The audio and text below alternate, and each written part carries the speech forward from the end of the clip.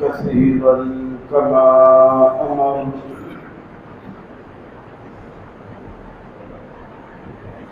ونشهد أن لا إله إلا الله وحده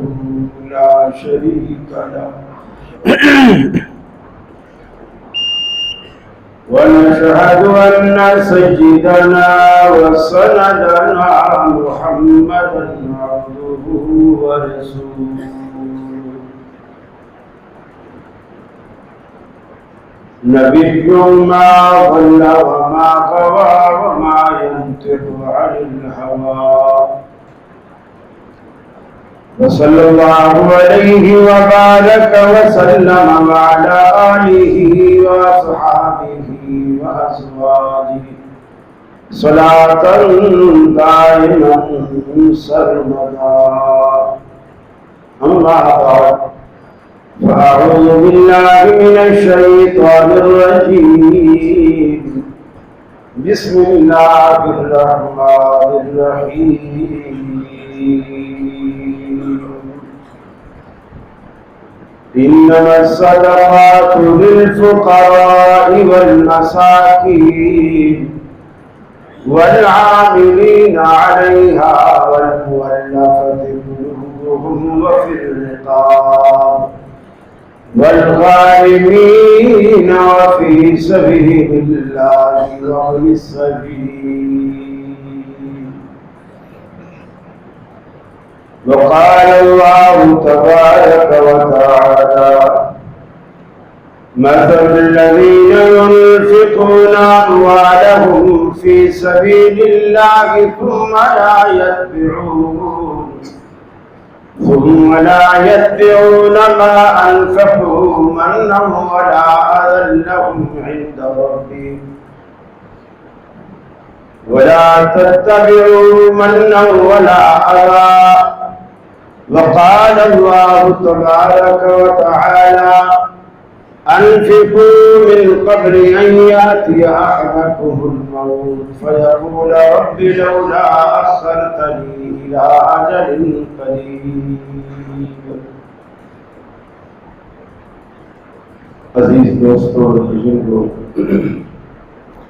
رمضان مبارک کا یہ دوسرا جمعہ ہے۔ اللہ رب العالمین رمضان میں آپ کے روزے، آپ کی تراویحیں، آپ کے صدقات خیرات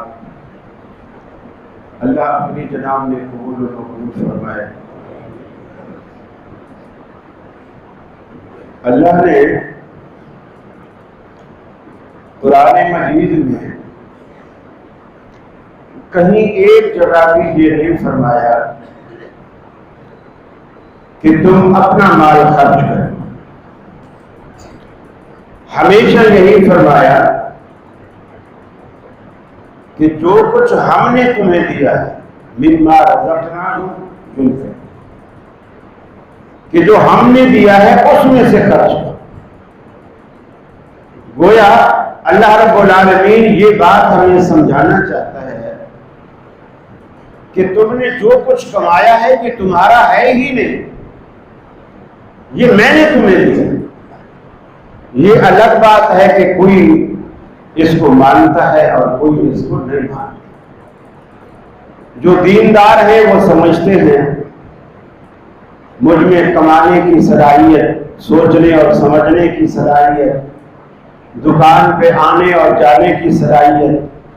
گاہکوں کو ڈیل کرنے کی صلاحیت اللہ نے عطا کی ہے، تو وہ پھر اپنی کمائی کو بھی اللہ کا احسان، اللہ کا فضل اور اللہ کا کرم سمجھتے ہیں۔ اور جو لوگ اس حقیقت کو نہیں جانتے وہ یہ سمجھتے ہیں کہ ہمارے پاس جو کچھ ہے وہ ہماری محنت کا نتیجہ ہے، ہم نے کمایا، ہم نے گاہکوں سے ڈیل کی، ورنہ دکانیں اور بھی ہیں وہ ڈیل نہیں کر پاتے، ہم نے ڈیل کی۔ لوگ ایک سوٹ کا کپڑا لینے آتے ہیں، ہماری ڈیلنگ ایسی ہے وہ 4 سوٹ لے کے جاتا ہے، یہ تو ہماری خوبی ہے۔